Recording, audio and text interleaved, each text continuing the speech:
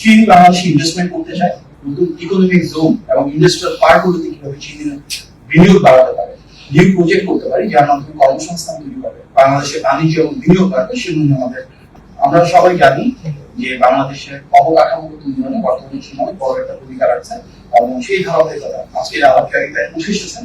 চীন কিভাবে বাংলাদেশের রোড, ব্রিজ, টানেল, পোর্ট এই ধরনের খুব ইম্পর্টেন্ট ডেভেলপমেন্ট প্রসেসে হেল্প করতে পারে। আমাদের নতুন রাস্তা, ব্রিজ বা টানেল কিছু করতে হয় এবং বন্দর ক্ষেত্রে উন্নয়নের প্রয়োজন হয়, সেক্ষেত্রে চীন তার সর্বোচ্চ সহযোগিতা বাংলাদেশের সাথে করবে। সেজন্য আমাদের আলাপচারিতা হয়েছে। মংলা পোর্টের কিছু ডেভেলপমেন্টের কাজ হচ্ছে, সেখানে চীন ভূমিকা রাখছে।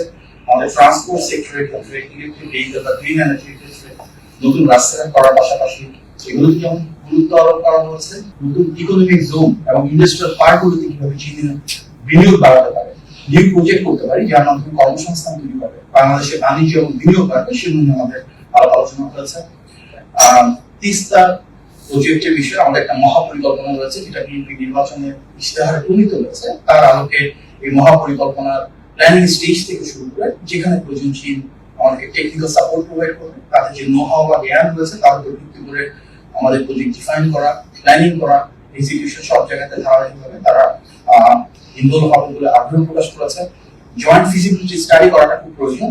এত বড় একটা প্রজেক্টের সেই জয়েন্ট ফিজিবিলিটি স্টাডির ক্ষেত্রে বাংলাদেশের সাথে চীন কাজ করতে চায় এবং টোটাল ওয়াটার রিসোর্স ম্যানেজমেন্টের ড্রেনেজ সিস্টেমে যে এক্সপার্টিজ এখানে রয়েছে সেটি বাংলাদেশের মতো নদীমাতৃক দেশে কাজে লাগানো সম্ভব।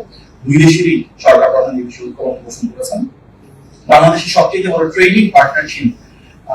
আমাদের একটা বড় সুযোগ রয়েছে, কারণ একদিকে যেমন সবচেয়ে বড় ট্রেডিং পার্টনার, একই সাথে আমাদের বাংলাদেশ থেকে চীনে যে পরিমাণ রপ্তানি হয়, চীন থেকে বাংলাদেশের রপ্তানি হয় তার সাথে অনেক বেশি। সেই ক্ষেত্রে কি আমরা আমদানি বাড়াতে পারি কিনা, একই সাথে চীনে বাংলাদেশের দিক থেকে রপ্তানি বাড়ানোর মাধ্যমে সেটি নিয়ে আলাপ আলোচনা হয়েছে। ডাইভার্সিফাই কিভাবে করতে পারি, বর্তমানে আমাদের ডিউটি ফ্রি ইম্পোর্ট চীনে রয়েছে, কিন্তু আমরা নতুন প্রজেক্ট রেঞ্জ কিভাবে করতে পারি, স্পেশালি ভ্যালু চেইনে কিন্তু চীন এখন উপরের দিকে যাচ্ছে। তাদের এক্সিস্টিং অনেকগুলো ইন্ডাস্ট্রি আছে যারা নতুন মার্কেট রিলোকেট করছে, সেই রিলোকেটেড প্রোডাকশন ফ্যাসিলিটি বাংলাদেশকে আমরা কিভাবে ব্যবহার করতে পারি। ফর ইনস্টেন্স গার্মেন্ট ইন্ডাস্ট্রিতে টেক্সটাইলের একটা বড় সুযোগ রয়েছে, এগুলো কিংবা চীনের প্রিমিয়ার নিজে থেকে বলছেন যে গার্মেন্টস এর সাপ্লাই চেইনটা আমরা বাংলাদেশে কিভাবে স্ট্রেংথেন করতে পারি, সেগুলো আলোচনা করা প্রয়োজন। এবং এই বিষয়ে ওনারা অত্যন্ত ইতিবাচক যে যেসব ইন্ডাস্ট্রিতে বাংলাদেশের এক্সপার্টিস রয়েছে সেখানে আমরা আমাদের নিজেদের মতন করে ভ্যালু চেইন যদি ডেভেলপ করতে পারি তাহলে চীনের ইন্ডাস্ট্রিয়ালরা সেখানে গিয়ে বিনিয়োগ করবেন। আমাদের এখানে একটা বড় মার্কেট রয়েছে চীনের, যেটা চীনের প্রিমিয়ারের ভাষায় মেগা সাইজ মার্কেট। এই মার্কেটে ডেফিনেটলি বাংলাদেশের বিভিন্ন প্রোডাক্টের অপার সম্ভাবনা রয়েছে। আমরা যদি আমাদের সাপ্লাই চেইনটাকে সেভাবে রিকনফিগার করে চীনের যে ডোমেস্টিক ডিমান্ড আছে সেটার সাথে অ্যালাইন করতে পারি, তাহলে বাংলাদেশ থেকে আমাদের রপ্তানি বৈচিত্র্য বাড়ানো সম্ভব এবং চীনের মার্কেটে আমরা অনেক কিছু আনতে পারি। ফর ইনস্টেন্স আজকে কনফার্ম হয়েছে যে বাংলাদেশ থেকে আমাদের জাতীয় ফল জ্যাক ফ্রুট বা কাঁঠালের রপ্তানি হবে চীনে। এই ধরনের ফ্রুটস, ভেজিটেবল, অ্যাগ্রোরিজ প্রোডাক্ট, ফিশারিজ অনেক ক্ষেত্রে আমরা নতুন নতুন ডাইভার্সিফিকেশন করতে পারি। একই সাথে ফার্মাসিউটিক্যাল, সিরামিক, হাইটেক বেশ কিছু ইন্ডাস্ট্রি রয়েছে যেখানে বাংলাদেশের একদিকে যেমন চীনে বিনিয়োগ করা সম্ভব, ঠিক একই সাথে বাংলাদেশ থেকে চীনে রপ্তানির সুযোগ রয়েছে। এই জন্য জয়েন্ট একটা অ্যাকশন প্ল্যান করার বিষয়ে কথা বলছে, যেটা বাংলাদেশ এবং চায়নার ক্ষেত্রে বলতে পারে। যার মূল উদ্দেশ্য হবে আমাদের এমন ধরনের রাষ্ট্র ব্যবস্থাটাকে সাজাবো যেখানে ডিপ্লোম্যাটিক টাইজের মাধ্যমে মিউচুয়াল বেনিফিট হবে, উইন-উইন হবে। একদিকে যেমন বাংলাদেশও রাষ্ট্রীয়ভাবে সহযোগিতার মাধ্যমে উপকৃত হবে, একই সাথে চীনও তাদের বিনিয়োগটার মাধ্যমে তারা একদিকে যেমন প্রফিট পাবে, তাদের ডোমেস্টিক মার্কেট যেন বাংলাদেশ থেকে গুডস আসবে, আমার সাপ্লাই চেইনটা কিন্তু কাজ করতে চায়। চীন বাংলাদেশে ইনভেস্টমেন্ট করতে চায় এবং অবশ্যই চীনের রাষ্ট্রায়ত্ত যেসব প্রতিষ্ঠান রয়েছে এবং প্রাইভেট সেক্টরের যেসব প্রতিষ্ঠান রয়েছে তারা digital economy, IT, agriculture, infrastructure, প্রত্যেকটা ইম্পোর্টেন্ট লজিস্টিক্স এবং প্রোডাকশন ওরিয়েন্টেড যেসব ইন্ডাস্ট্রি রয়েছে সেখানে বিনিয়োগ করতে আগ্রহী।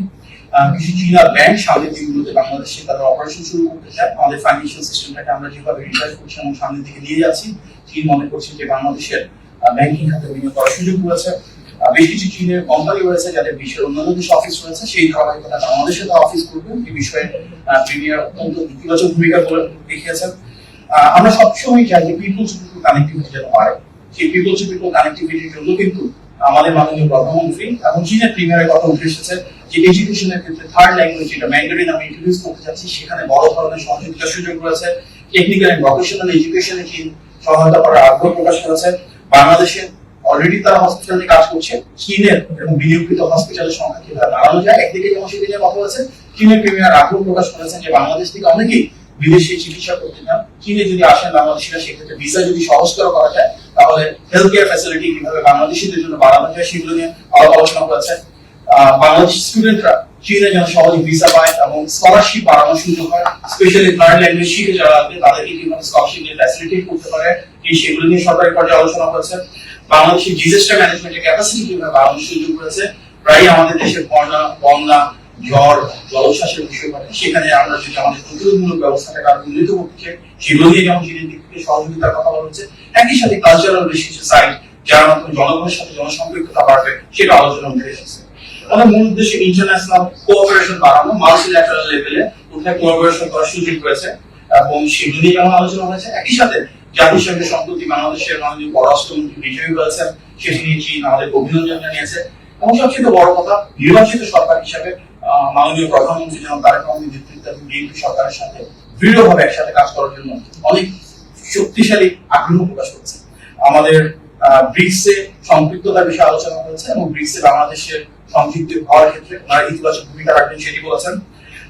মায়ানমারের সাথে যদি কোনো ডায়ালগ করার প্রয়োজন হয়, স্পেশালি রোহিঙ্গা রিপ্যাট্রিয়েশন বা প্রত্যাবাসনের জন্য, যেটা আমরা সবসময় বলছি যে ভলান্টারি সেফ এবং ডিগনিফাইড রিপ্যাট্রিয়েশন চাই, সেই ক্ষেত্রে চীন বলেছে তারা ফ্যাসিলিটেট করতে চায় এবং রিজিওনাল স্টেবিলিটি ধরে রেখে বাংলাদেশে যেহেতু একটা গণতান্ত্রিক সরকার জনগণের ভোটে নির্বাচিত হয়ে এসছে, চীন মনে করছে যে আমরা যথেষ্ট স্টেবিলিটির মাধ্যমে আমাদের অর্থনীতি এবং উন্নয়নের অগ্রযাত্রাকে সামনের দিকে এগিয়ে নিয়ে যেতে পারবো এবং সেখানে একটা স্ট্র্যাটেজিক পার্টনার হিসেবে আমরা ভূমিকা রাখতে চাই, যার উপকার বোথ দ্য কান্ট্রিজের সাধারণ জনগণ পায়।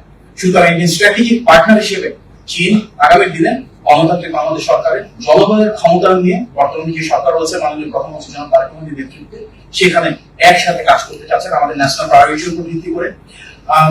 আমাদের মাননীয় প্রধানমন্ত্রী চীনের প্রিমিয়ারকে আন্তরিকভাবে ধন্যবাদ জানিয়েছে, আমাদেরকে খুব ওয়ার্মলি খুব নাইস জেস্টারের মাধ্যমে ওনারা হোস্টিং করেছেন, সর্বোচ্চ সম্মান প্রদান করেছেন।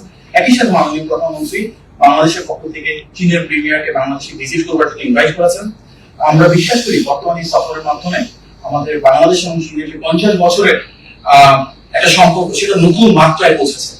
চীনের প্রিমিয়ার আজকে ওনার বক্তব্যের শুরুতেই বলেছিলেন যে শহীদ প্রেসিডেন্ট জিয়াউর রহমান এবং দেশের খালেদা জিয়া কিভাবে চীন বাংলাদেশের সম্পর্ককে এগিয়ে নিয়ে গিয়েছেন, ওনাদের হাত ধরে এবং শুরু হয়েছে এই সম্পর্ক। একই সাথে বাংলাদেশ আজকে অর্থনৈতিকভাবে, সামাজিকভাবে, রাষ্ট্রীয় কাঠামোতে রয়েছেন, সেখানে শহীদ প্রেসিডেন্ট জিয়াউর রহমান এবং দেশের এবং খালেদা জিয়া যে ভূমিকা তার ভূয়সী প্রশংসা করে তারা আখ্যায়িত করেছে যে ঐতিহাসিক সম্পর্কটাকে আমাদের সামনের দিকে এগিয়ে নিতে হবে।